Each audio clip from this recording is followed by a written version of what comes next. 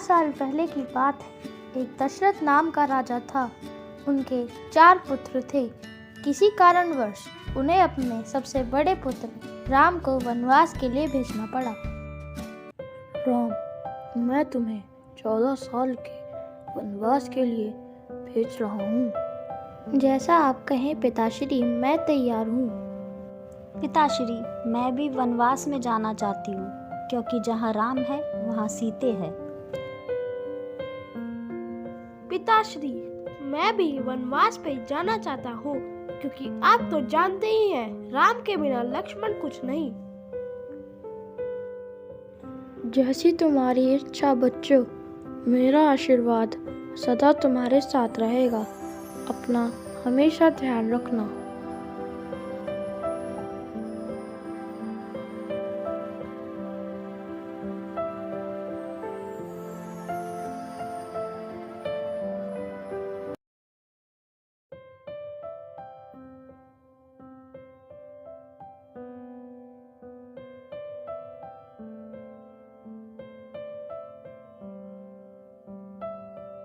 सब कुछ ठीक ठाक चल रहा था, लेकिन तभी वहां पर एक राक्षसनी ने सोचा, कितने सुंदर पुरुष हैं। शादी तो मैं बस इन्हीं से करूंगी।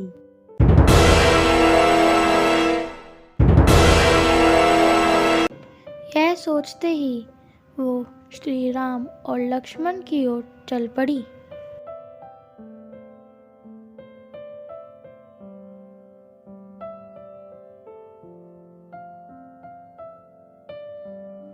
उसने सबसे पहले अपनी शादी का प्रस्ताव श्री राम के सामने रखा और श्री राम ने उसके प्रस्ताव के उत्तर में कहा, हे सुंदर स्त्री, मेरा विवाह तो पहले से ही हो चुका है और मेरी पत्नी भी मेरे साथ है, किंतु तुम अपने विवाह का प्रस्ताव मेरे छोटे भाई लक्ष्मण के आगे रख सकती हो।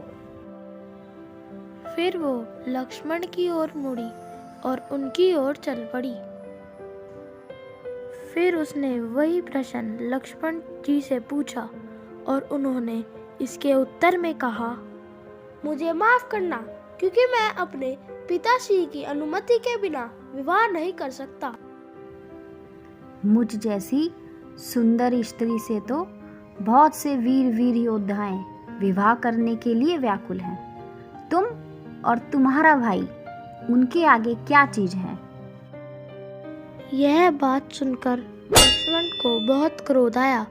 क्रोध में आकर लक्ष्मण जी ने उस राक्षसनी के नाक और कान काट दिए, जिससे वो अपने असली रूप में आ गई।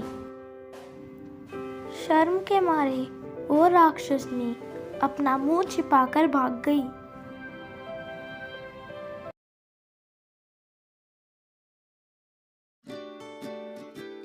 वो राक्षसनी भागते भागते अपने बड़े भाई रावण के पास पहुंची, जो लंका का राजा था।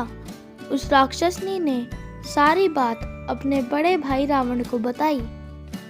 उसके बड़े भाई रावण ने उसकी सारी बातें सुनी और कहा कि किसमें इतनी हिम्मत जो मेरी बहन के नाक और कान काट सके।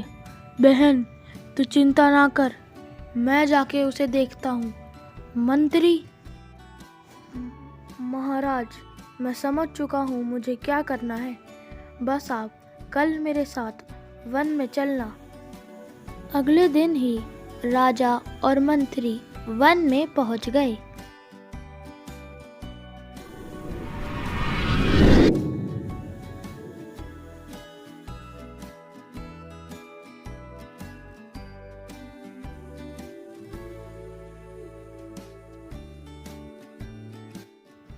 सुनिए, देखिए जरा, वो हिरण कितना सुंदर है। उसे मेरे लिए पकड़ के लाइए ना। सीता जी की बात सुनकर श्री राम हिरण को पकड़ने चल दिए।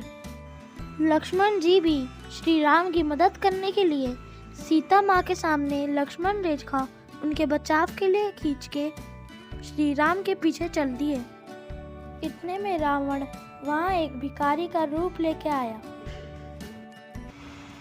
हे माते, क्या आप मुझे कुछ खाने के लिए दे सकती हैं?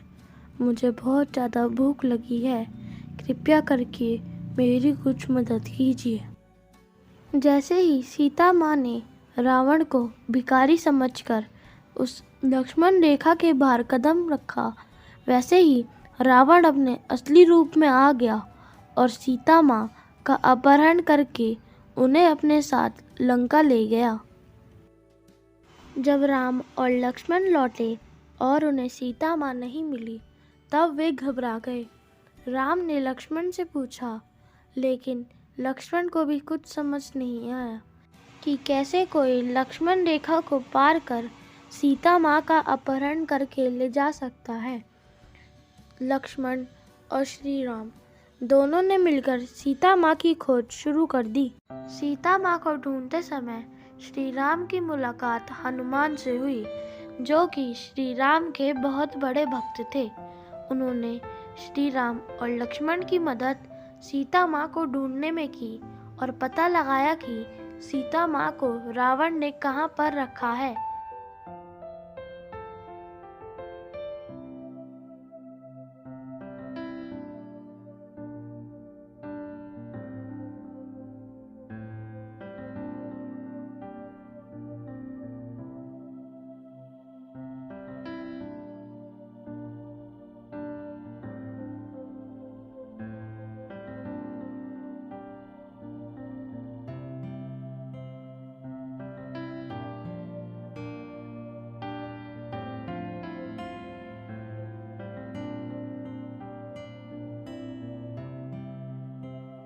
जब यह बात हनुमान जी ने श्री राम और लक्ष्मण को बताई, तब वे तुरंत लंका सीता माँ को रावण से बचाने के लिए तुरंत पहुंचे।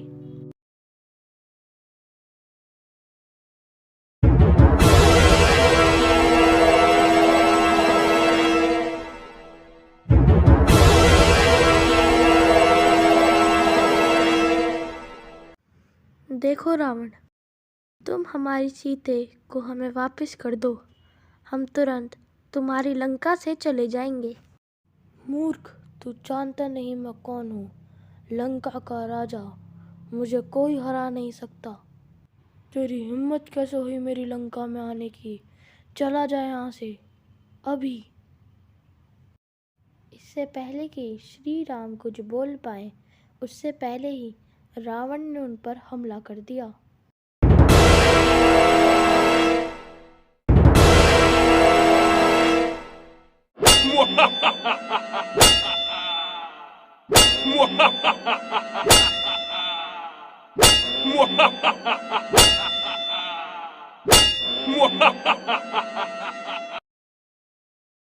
रावण, देखो ऐसा मत करो, हम लोग आराम से बात कर सकते हैं। अब कोई फायदा नहीं है मूर्ख। और इस तरफ हनुमान जी रावण की सेना में मौजूद कुछ राक्षसों से लड़ रहे थे।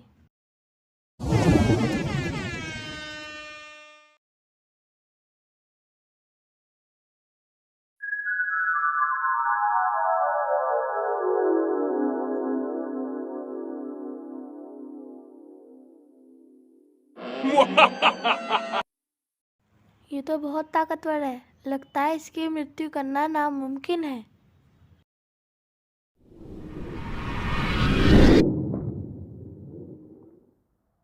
तभी रावण के भाई ने उन्हें बताया कि प्रभु, अगर आप रावण की नाभि में तीर मारेंगे तो उसका अंत होना निश्चित है। यह सुनकर राम जी ने अपना तीर रावण की नाभि में मारा। तुम कितना भी प्रयत्न कर लो मूर्ख, तुम्हारे ये बाण मुझे मार नहीं पाएंगे।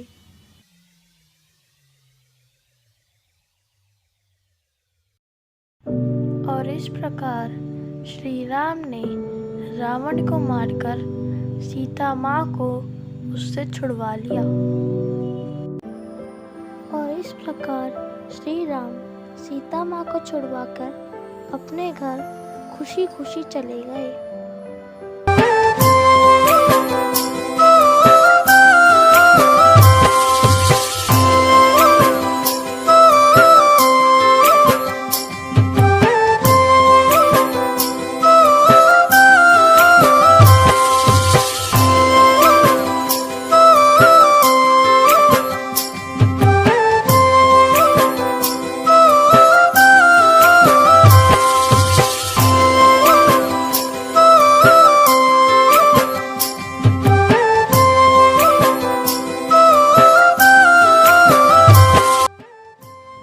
जिस दिन श्री राम ने लंका के राजा रावण का वध किया था, उस दिन को दशहरा के रूप में मनाया जाता है।